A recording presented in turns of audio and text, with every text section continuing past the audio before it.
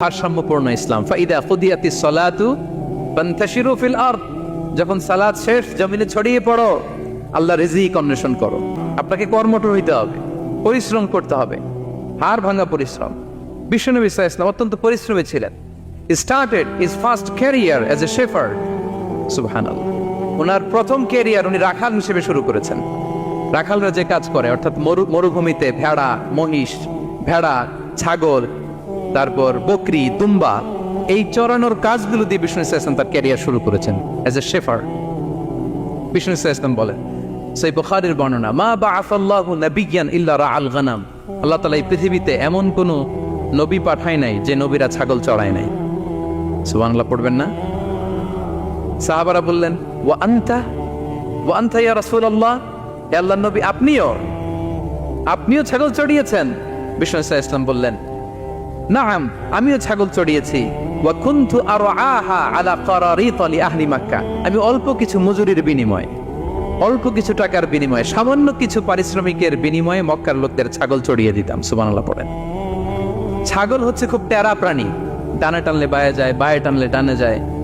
তাদেরকে একসাথে করা এজ এ শেফার্ড, এটা মরুভূমিতে খুব কষ্টের কাজ।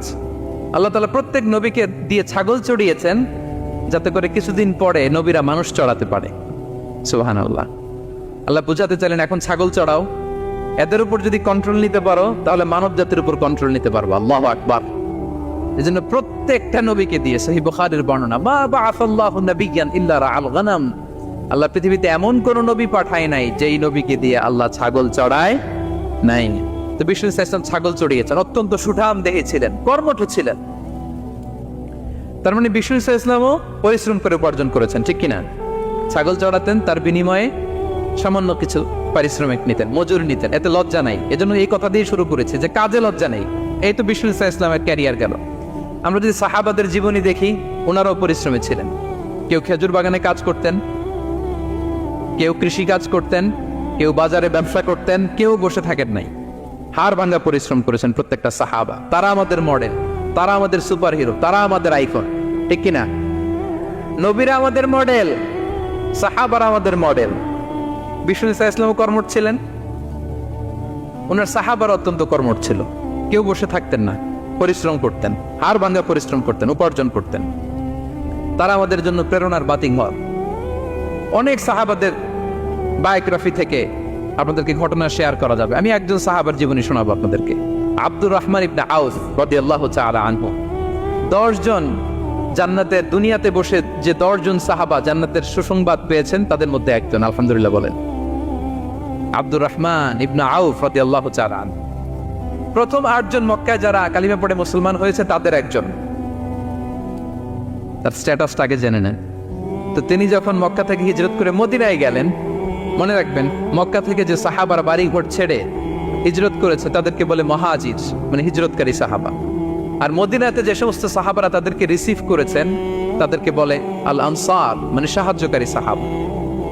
তো যারাই হিজরত করে মক্কা থেকে মদিনায় যেত, বিষ্ণু ইসলাম মদিনার কোন সাহাবীর সাথে তার ভাই পাতিয়ে দিতেন, আল মুআখাত, ব্রাদারহুড করে দিতেন, দায়িত্ব দিতেন যে তুমি এই সাহাবীকে দেখবে। তো আব্দুর রহমান ইবনে আউফ রাদিয়াল্লাহু তাআলা আনহু যখন হিজরত করে গেলেন, তার দেখভাল করার জন্য যে সাহাবীর দায়িত্ব পড়ল তার নাম হচ্ছে সাআদ ইবনে রাবি', আনসারী সাহাবী রাদিয়াল্লাহু তাআলা। বিষ্ণু বললেন, সাআদ, আব্দুর রহমান ইবনে আউফ তোমার ভাই, ভাই বানিয়ে দিলেন। কি বানিয়ে দিলেন? তুমি তাকে টেক কেয়ার করবে, সে হবে তোমার মেহমান। সুবহানাল্লাহ। সাআদ ইবনে রাবি' রাদিয়াল্লাহু তাআলা তিনি আব্দুর রহমান ইবনে আউফকে ডেকে নিয়ে গেলেন, ঘরে নিয়ে গেলেন মেহমানকে, এবং বললেন, ইয়া সাআদ ইন্নী আকসারুল আনসারি মালান, হে সাআদ, তুমি চিন্তা করো না, তুমি মনে করো না যে তোমার ভরণ পোষণ দিতে আমার কষ্ট হবে। আমি মদিনার সবচাইতে বড় বিজনেস ম্যাগনেট।